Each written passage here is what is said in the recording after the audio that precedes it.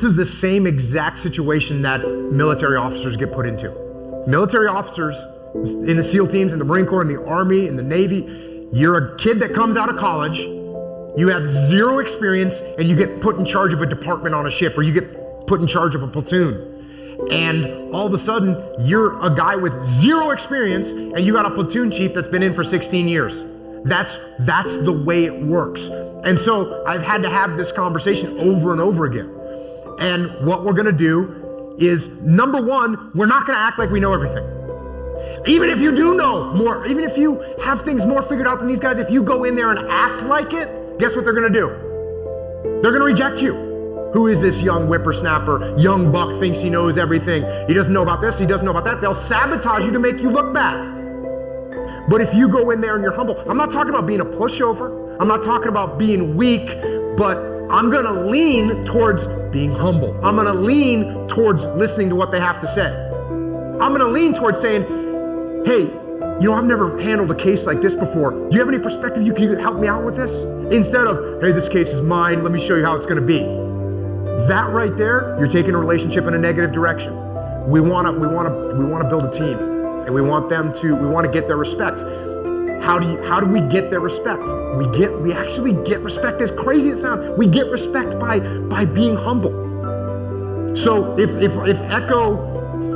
Echo's working for me, I show up, he's more experienced than me, and I show up and I say, all right, here's what we're doing, here's how we're doing this mission, here's how it's gonna be, my way. And I think he knows what's up now. He sees I'm the boss. What's he actually thinking?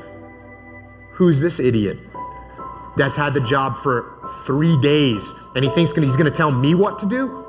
And he's gonna resist it, he's gonna sabotage, and we're gonna have a bad relationship.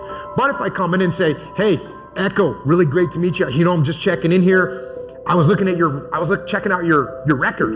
You've been here for a long time, man. You really nailed some big cases. That's awesome. I'm looking forward to working with you. I'm looking forward to learning a lot from you. And boom.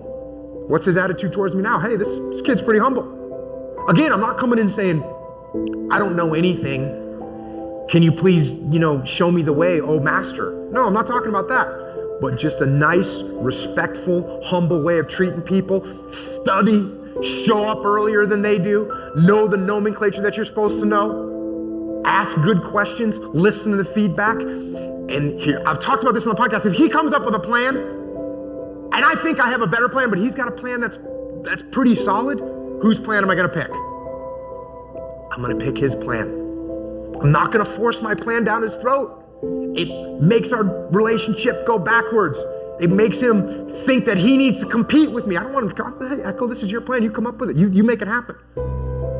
Echo always jokes with me. He's like, I know you do this stuff to me. And he's like, and it still works.